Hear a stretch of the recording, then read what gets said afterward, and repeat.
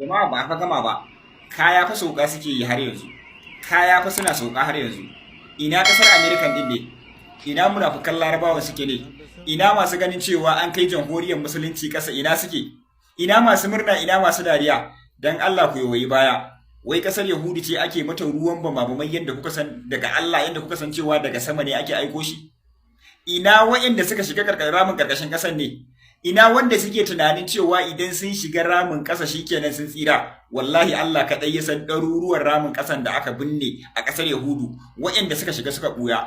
Jama'a, da ƙasar Yahudu idan suka ce ga hari nan zuwa, ko kuliya kai, ko kuliya ko kare kai, ko kadangare ba za ka gan shi a sararin ƙasar Yahudu yana rayuwa ba. Duka zuwa suke su je su shiga ramin ƙasa su je su ɓuya, har a gama hari a gama. Amma da jamhuriyar musulunci ta taho da wani sabon salo sai ta ce musu ku shiga kabarinku ba za ku fito ba. Ai watan jamhuriyar musulunci da ta fara narkar musu wannan mugun mizal din nan mai tafiya a ƙarƙashin ƙasa, Allah kaɗai ya san ɗaruruwan ramin ƙasan da ta shafe su ta ce kabarinku ne ku mutu kawai. Sai gashi sun fara fitowa yanda kuka san bera. Dan Allah ku je ƙasar Yahudu yanzu ku duba mana ya mutane suke, yanda kuka san Gaza.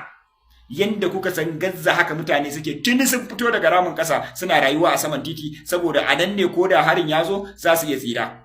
Saboda shi matsalar rami idan aka dake shi to kana ji kana gani ko da bai zo kanka ba babu hanyar fita, kana ji a ihu a kurmusu zaka mutu. To ba a san iyakar ramin da jamhuriyar musulunci ta binne ba a yau.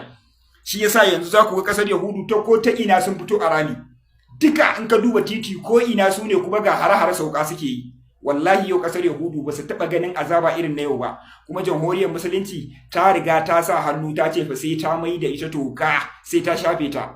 Alhamdulillah jama'a, alhamdulillah jama'a. Ina America din da ake tunanin cewa za ta shigo, ta zo mana in ta isa, ta shigo don girman Allah, ta zo ta kawo kasar Yahudu dauki. Ina kasashen Europe din da suke cewa za su kawo Europe dauki, ina suke su fito mana?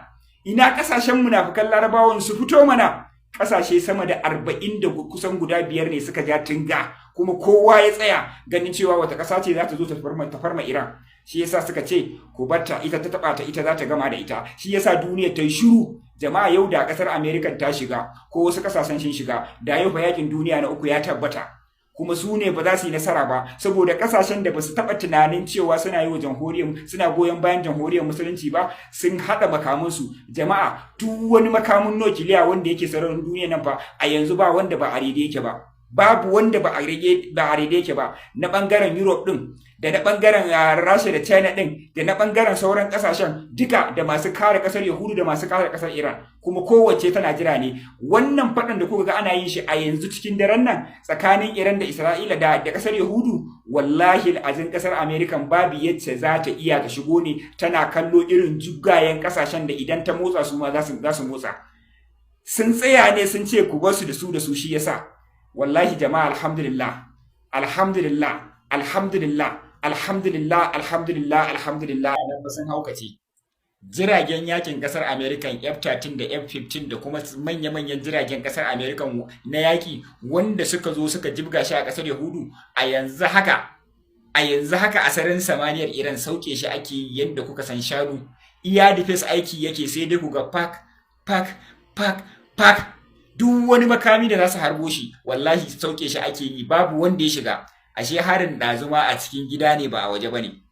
Mu mun riga mun yadda da kasar mu, mun yadda da cewa jamhuriyar musulunci ba dai daga wani guri ba sai dai daga cikin gida.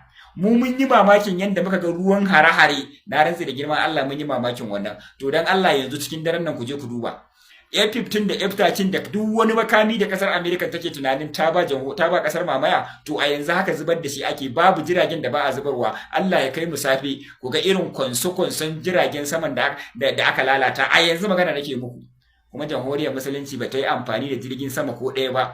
Iya mizal ɗin tana da hatsibiban jiragen da ya linka na ƙasar Amerika ba ta ɗauko shi ba. Tana da makamin da ya zarce na ƙasar Amerika ba ta ɗauko shi ba. Iya ruwan mizal ne, wannan duniyar mizal ce, iya shi kaɗai aka rikitar da su a yanzu haka. Kuma gashi an ja gefe an ja dinga. An ja gefe an ja dinga, ana tunanin cewa wace ƙasa ce za ta ƙara, ba za ma su iya ba. Ko da babu kasashen da suka zama jigo suke jiran ko ta kwana su ne su taimakawa Iran, babu, ba za ma su iya kawowa ba. sannan kuma jamhuriyar musulunci yanzu ba iya base wa'anda aka yi amfani aka yi musu hari ba ta shi take ba, so take da kama da kasar Yahudun.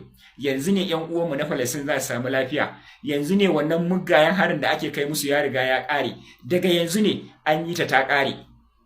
An yi ta ƙare daga yanzu ne, duk wasu hare-hare da kuke gani ana yin Falastin daga yanzu ya ƙare, daga yanzu ne kuma mutane za su fara tattaki daga ƙasashen Larabawa, ƙasashen Afirka, a duniya ana zuwa can ana haɗuwa, daga yanzu ne za ka yi musuluncinka a cikin izza, daga yanzu ne wa'annan munafukan ƙasashen Larabawan za su fara samun turjiya a gun talakawansu da suke mugun tsoron suka maida su allolinsu, daga yanzu ne za su fara samun tajara. Kai daga yanzu ne duk wani musulmi zai zama a cikin izza, ya zama a cikin kima, saboda jamhuriyar musulunci ta ce ba wai ta fara yakin nan bane dan ta yi irin na da, kawai ya riga ya bada cewa kawai a shafe kasar gabaki daya, a shafe ta kawai ba ma maganar ta. Idan aka ce babu kasar Yahudu, al'ummar mu na Gaza sun samu zaman lafiya daga yanzu ne. Alhamdulillah jama'a, wallahi ba karfin Iran bane, wallahi karfin addu'o'inku ne, shi yasa a kullum muke ce muku ku ci gaba da addu'a, Allah ya ɗaukaka musulunci, ya kaskantar da kafirci, ya haɗa kawunan kan musulman duniya gabaki ɗaya, ya nuna mana munafukan musulmai abu ta kansu.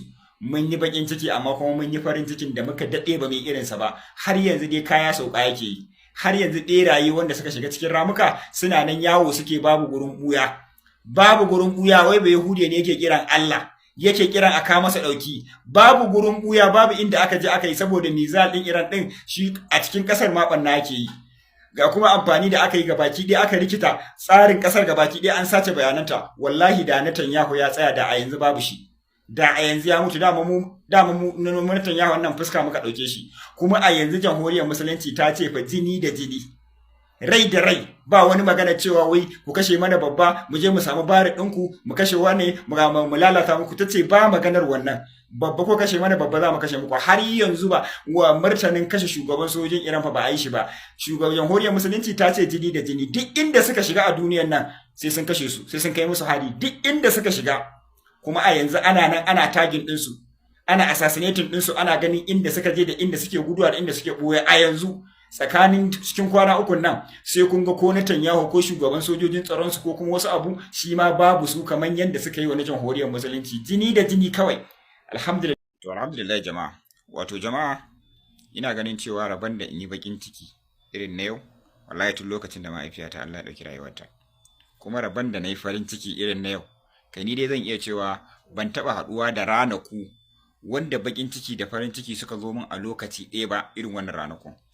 Wallahi abin da ya faru a jamhuriyar musulunci daga jiya da daddare lokacin da suka kai mata hari, Allah kaɗai ya san irin bakin cikin da muke ciki. Daga lokacin da suka fara maida musu hari da safe kenan, lokacin da muka fara kawo muku labari, to lokacin nan kar ku ga yadda muke farin ciki.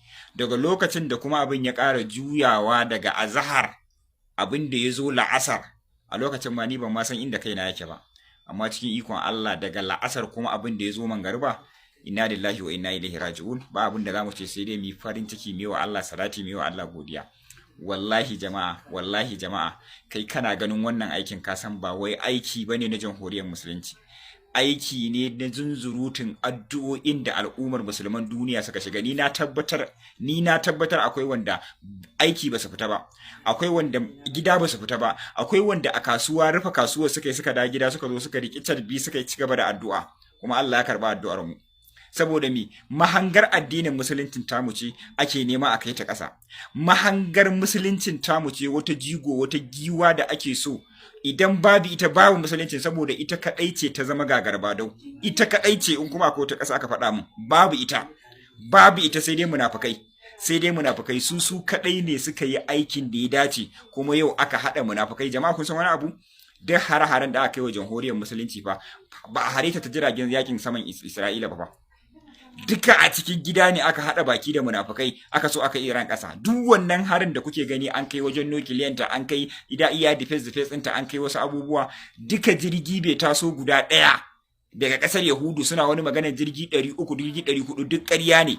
Zunzurutun wannan munafurcin nasu da suka saba da shi suka yi amfani, aka hada da munafukan cikin gida har aka samu nasarar kashe wa'annan shahadodin namu, wanda zamu iya cewa an daura wanda suka fi su zafi. Abu mai farin ciki kuma abu da zan sanar da ku shine jama'a muna abun farin ciki yau jamhuriyar musulunci duk wasu tsofi da kuke tunanin cewa ba masu jini a jika bane, wa'anda aka suka yi shahada an canja su da samari wa'anda kawai yan gamu kawai duk abin da ma zai faru ya faru, wa'anda kuma sun manyanta an sauke su ba an canja su da an ƙara yi mata sabon garan bawul, saboda haka sai